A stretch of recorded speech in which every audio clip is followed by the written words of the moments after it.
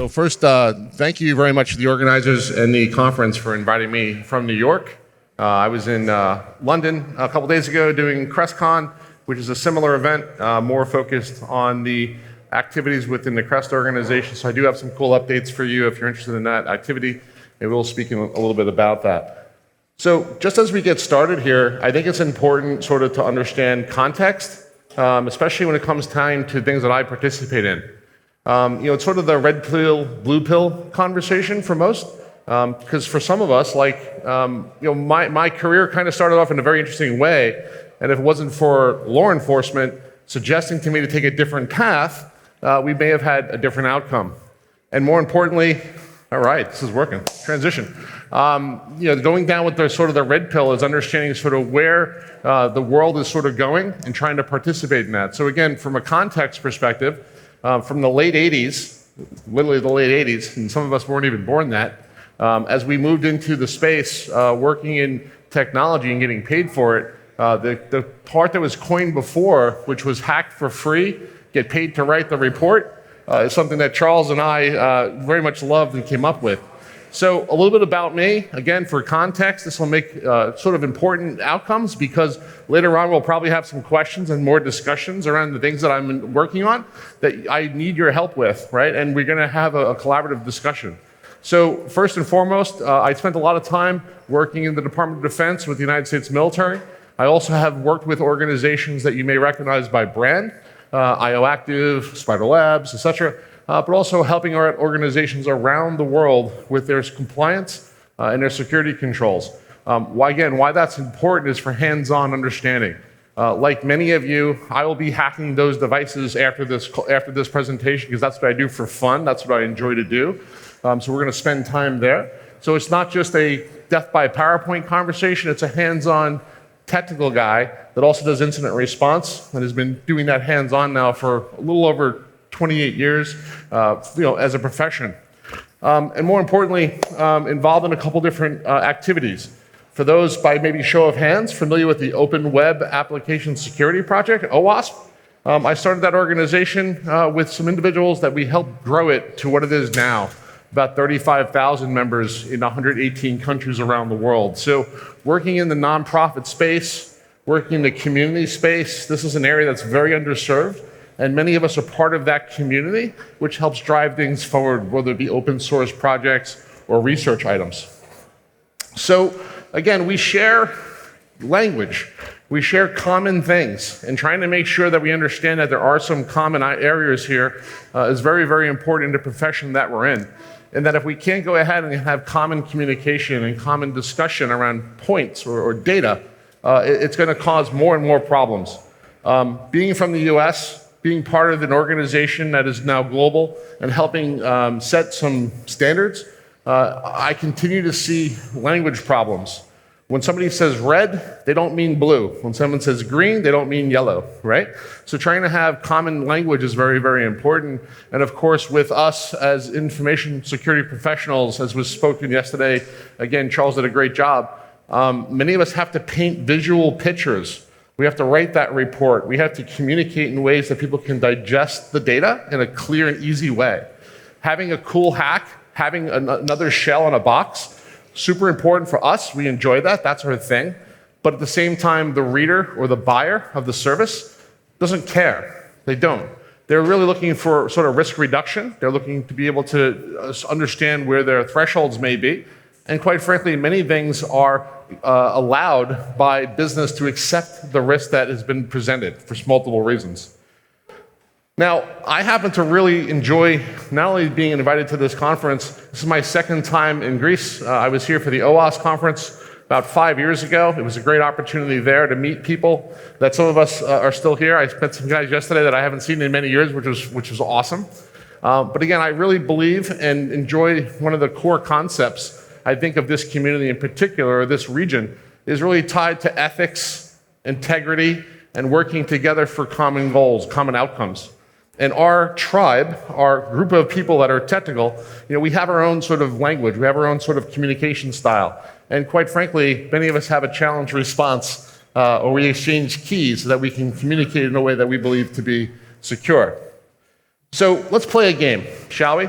By quick answer, and this is an interactive session, does anyone know what year this movie came out associated with that tagline? What year? 99. Nope, sir. Anyone else? 86. Nope. 1983. So War Games came out in 1983, which is a great phrase. But let's play a game, shall we? So let's take for a moment that we get off an elevator on the 8th floor of a conference center. We walk into a room, and there's a light bulb hanging in the middle of the room. We want to shut off the light bulb, but we're not allowed to touch the switch in the room. So let's shout out a couple ways that we might shut off the light bulb within the room without touching the switch. Go. Break the light bulb. One approach. Anyone else? Unscrew it. You got to touch it as well. Go. Cut the power supply. Yep. Anyone else? Cut the cable. Go. There you go. Right? So again, we collaborate and we have different approaches to the end goal, right? Some people have said over the years, oh, I'm going to take off my shoe and throw it and smash it. I'm not going to pay the bill. I'm going to cut the breaker, right? Again, the different approaches that we have as creative attackers is really the goal, right? Because when we do capture the flags or we hack our targets, whatever it may be, part of it is fun, right? I enjoy it. But at the end of the day, it's a trivial conversation to sort of get to where we're going. So remember, the button of easy in our industry mostly doesn't happen.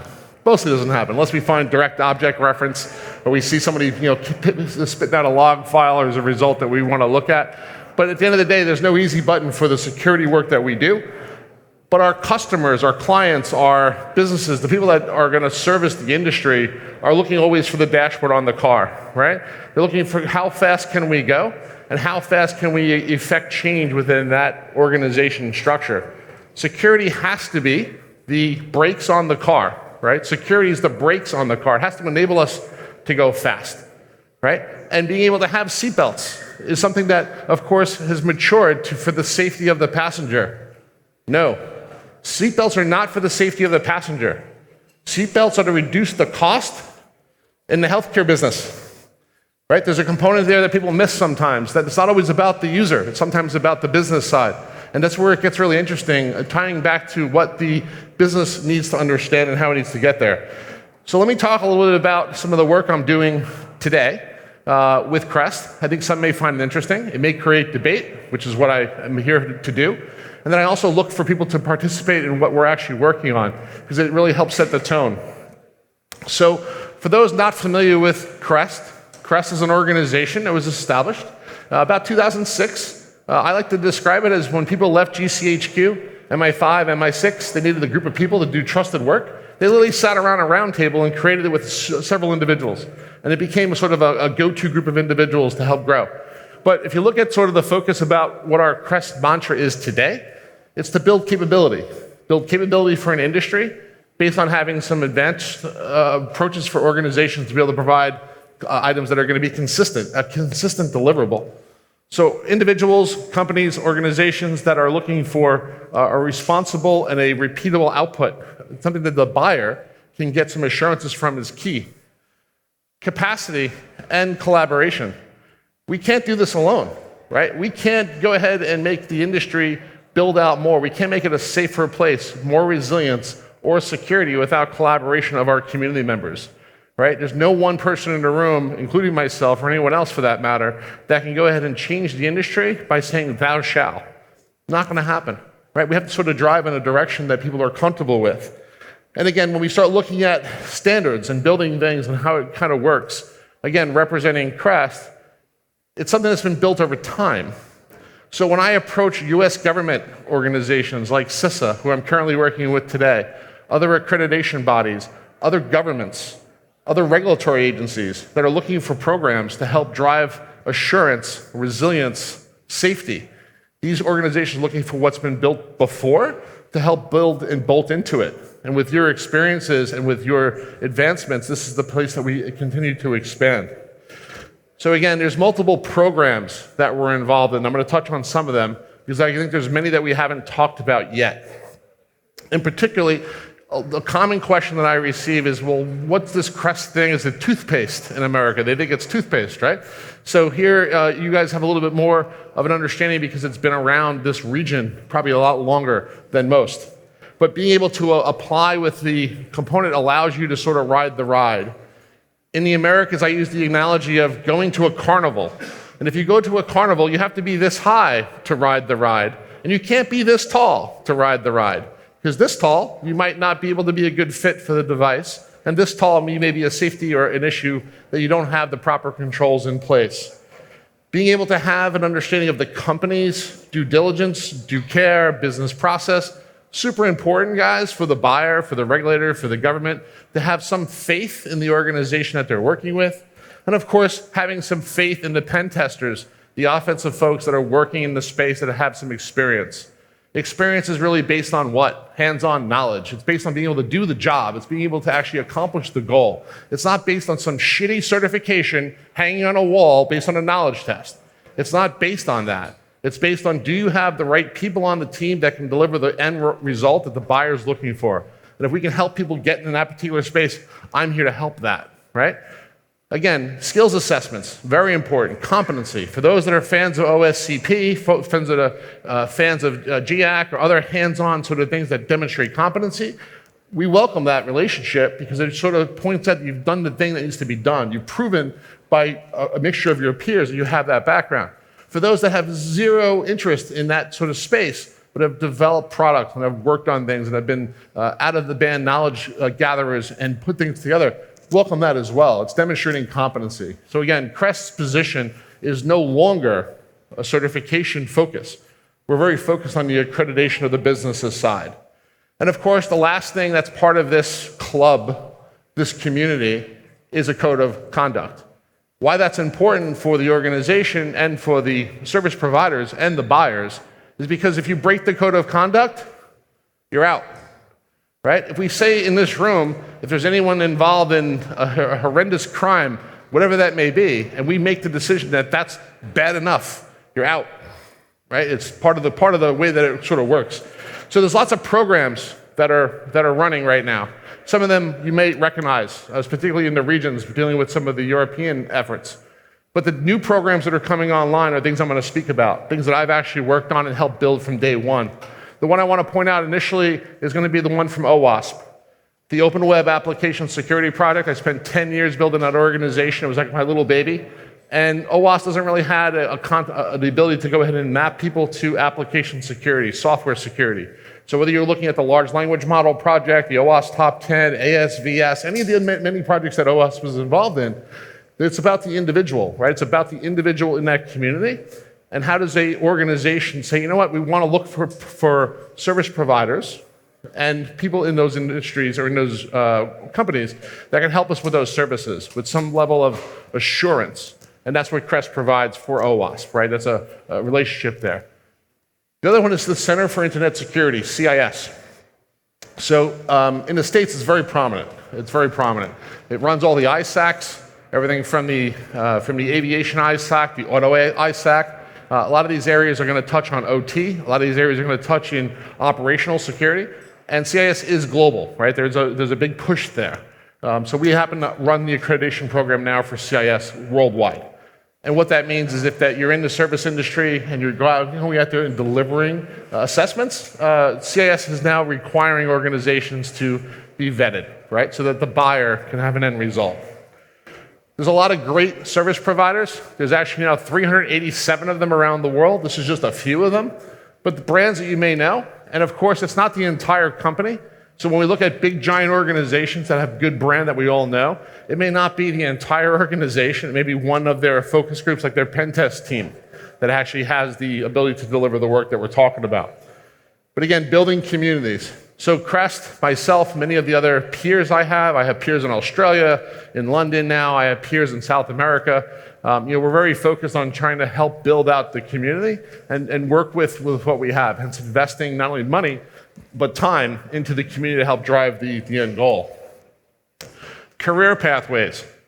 One of the most important things that's not talked about a lot is money. right? And organizations are constantly looking for people that are qualified, that have the aptitude, that have the ability to plug in. So if you're working anywhere in the world, including here in this lovely region of the world, and you want to work with organizations, today there's 170 open pen test jobs for existing member companies all over the world. Work here, deliver services everywhere, right? And that's sort of a perfect situation for some of us that want to work wherever you choose to work, and you want to be working on a team that has a similar focus. And as someone had mentioned before, this is areas that companies that I had worked with, TrustWave, Sparta Labs, and IOActive, and others, do this very, very well. So there's different programs, different schemes, as they call it. In the US, I don't like the word scheme. It sounds like a criminal activity, but it's different programs, as I refer to it in the US. We have a lot of things that are sort of plugged in, and some of them have been around for a little bit of time.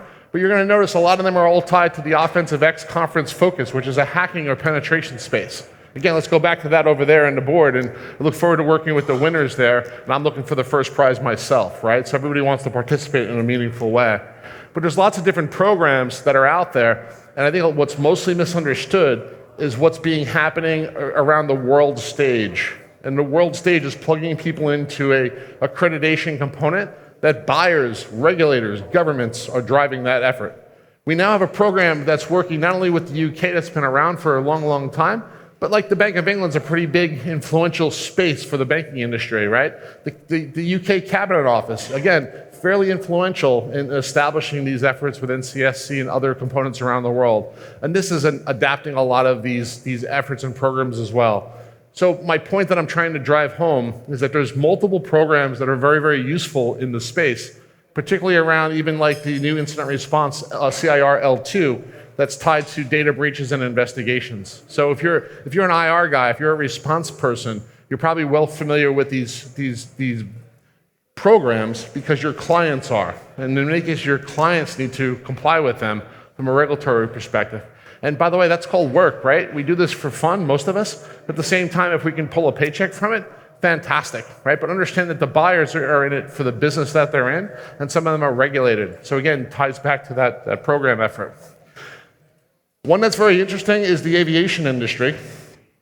In particular, the OT space within the aviation industry in the US would be the equivalent of the FAA or the TSA. And that's currently underway as well. I'm working on that program as well. But basically looking at how organizations can get access to these markets is a very important effort. And again, protecting human life, right? Safety, resiliency. Because we see, and I think you might agree, when someone says the water's bad, the food is bad, people are dying, well, most of us will step in and help out, right? That's called community. But when we say it's a security problem, most people will back up and turn their back and go, oh, that's not us. We're a lot better than those guys. Those guys don't do the minimum security stuff. So a lot of the work that we think is interesting, whether it be in the automotive space, the aviation space, et cetera, is really tied to the safety and resiliency. And I run the NSA program for CIRA in the USA, which again is tied to incident response. Right? So as we push through some of these items again, all over the world, there's programs that we manage and we help regulatory bodies and organizations that are, I think, very helpful for the end goal. Tiber is an example of another one that's again tied to threat intelligence, red teaming. You're going to hear more about those sort of activities today. A lot of great speakers, but again, they align very nicely to some of the work that's been done and the items that are currently in operation as well. There was a conversation a little bit yesterday with some folks around the Singaporean efforts. Again, same discussion, right? What is a minimum standard? What does good look like? And trying to manage to that. So again, we as a group should look at standards and say those standards suck and those standards need to be fixed or they're not good enough. Or if I'm going to train the next university student coming out of university, they're going to have a certain skill set. That's where we need people to input and participate, right? Making the world a better place. And of course, ensuring that we can help raise the bar. Because some of these guidance and some of these items that are in place are useful. They're useful. But many of us will look back and say, well, what's the entry barrier here, right? How does the business operate within this conversation? How do I bring my small consulting team or large consulting team to work on those opportunities to make things a better space? Again, there's many different programs that we happen to run, and you're probably seeing some of them in your day-to-day. But what it comes down to, once again, is some of the new stuff that's happening. The country of Dubai, has recently announced that if you're going to do penetration testing in Dubai, they now require individuals to have companies with presence in the country of Dubai and people. And they also are having Crest accredit those organizations that they've met the minimum requirement. It's a pretty big country directive. I think it's a really big thing. We're seeing this also in Qatar. All right? We've also just recently been added to the United Nations Security Council Advisory Working Group as a body. So that's another thing we get to participate in, is that UN unification piece. And as I mentioned before, the CIS controls. Again, lots of good stuff that's coming out in areas that are there, but it comes out of lots and lots of people working together for a common goal, right? Trying to work together for looking across the board, which we go back, and I love the efforts that are being put out there. If I'm only focused on, let's say, the transportation industry and logistics, or I'm only focused on oil and gas, or I'm only focused on power, that's fine, that's great. Each one of those is going to interoperate and definitely be tied to that conversation. So if we look at what the future is going to bring, hopefully not more chaos.